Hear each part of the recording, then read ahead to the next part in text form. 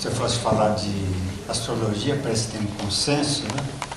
A gente pensa em configurações celestes que, numa certa medida, indicam padrões e disposições no plano coletivo humano e no pessoal. Ou se a gente quiser uma coisa assim menos vaga, como eu estou falando, fui lá no Aurélio, ele descreve o seguinte: doutrina ou estudo, arte ou prática cujo objetivo é decifrar a influência dos astros no curso dos acontecimentos terrestres e na vida das pessoas, em suas características psicológicas e em seu destino, explicar o mundo e predizer o futuro de povos e indivíduos. Bom, essas definições de dicionários, às vezes, no meio astrológico, a gente discutiria que influência, determinação, etc, etc. Mas a gente poderia partir desses dois conceitos de astrologia, né? Olho para o céu, vejo uma configuração e me dá indicadores de acontecimentos, disposições na vida humana.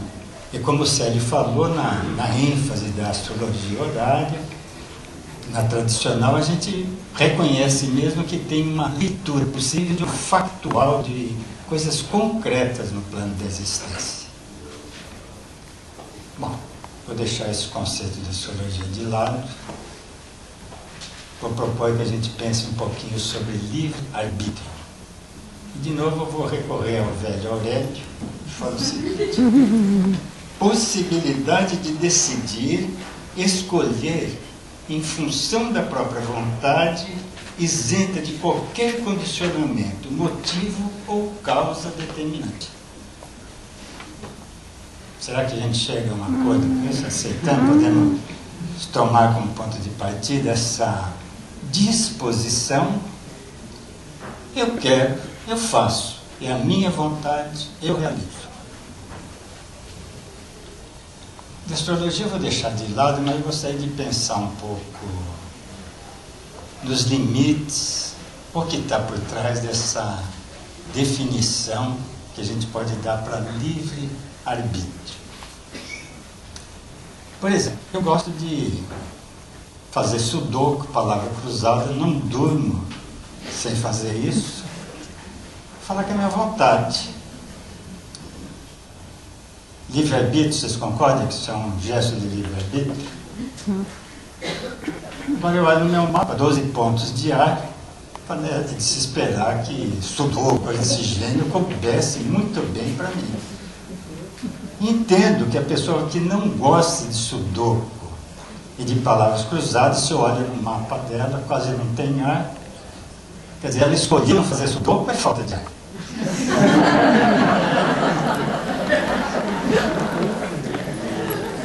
Pronto. Já começo a cutucar e pensar um pouco naquilo que a gente pode tomar habitualmente como livre-arbítrio, ou como vontade, ou como decisão, como desejo. E isso me parece um contraponto interessante para o que a gente poderia falar. Ainda mais porque no mundo contemporâneo, no mundo que a gente está vivendo hoje, a afirmação da vontade pessoal tem um espaço muito grande.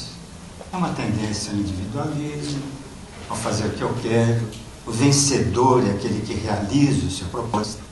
Às vezes até assim, quando a pessoa não está conseguindo obter aquilo que deseja, fala: você está se boicotando, vamos fazer um curso de milagres, alguma coisa que me ajude a realizar meu propósito, minha intenção.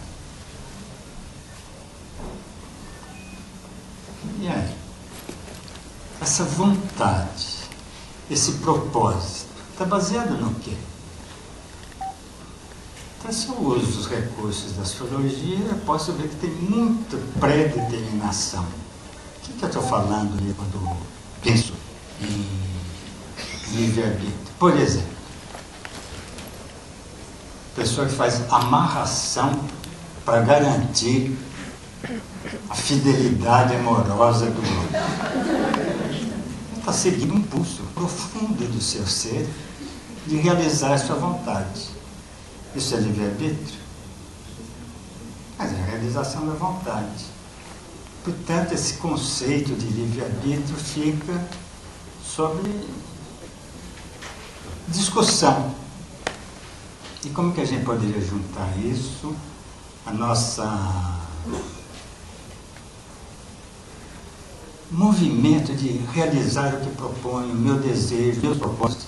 Qual é o nível justo que eu poderia dizer daquilo que seria algo ligado a uma intenção, a um propósito, e aquilo que faz parte desse nível mesclado do meu ser, que é dos desejos, desses impulsos diretos, da minha patologia, me empurrando numa direção, eu chamar isso de minha vontade.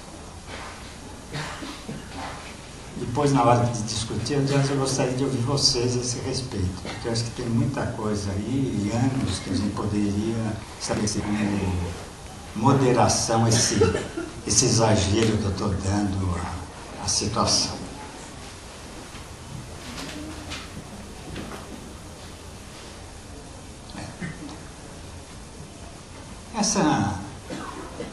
Essa disposição de livre-arbítrio, esse conceito de livre-arbítrio, ele tem um forte contraponto quando a gente pensa no livre-arbítrio vivido no plano da ética religiosa, por exemplo. Se eu penso livre-arbítrio, do padre ou do rabino, nessas duas cerimônias que eu já assisti, de celebração do casamento, do sacramento do matrimônio, tanto o padre católico como o rabino interrogam os que estão envolvidos. É de livre espontânea vontade? Será que ele está perguntando assim, vocês têm desejo, estão afim, é porque está mesmo animada, não vejo a hora de atrasar aí para realizar as coisas? Se bem que isso era mais antigamente, porque hoje não precisa casar. Mas é interessante, não precisa casar. É isso que o padre, é isso que está invocado dentro do ponto de vista de um outro padrão de ética e da religiosidade, quando se pergunta de livre e espontânea vontade, como uma afirmação do ego, da minha vontade, desse mundo misturado do meu ser, de intenções com o psiquismo. O que está por trás disso? Normalmente, não é é um contraponto também à nossa percepção moderna de livre-arbítrio e de exercício da minha vontade e do meu desejo. A invocação de uma tradição, de uma filiação, de uma responsabilidade a ser encarada com relação a filhos, mas para garantir assim, eu vou sair dessa porque eu não casei bem à vontade, não era o que eu queria, não sabia, né? Na cerimônia religiosa, normalmente a invocação de alguma coisa assim, assuma. E pronto.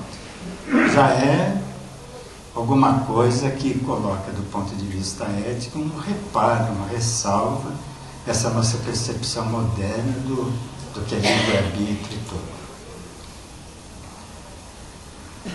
Agora, como que a gente poderia combinar astrologia, essas duas coisas? Eu falei um pouquinho de astrologia, falei um pouco de livre-arbítrio.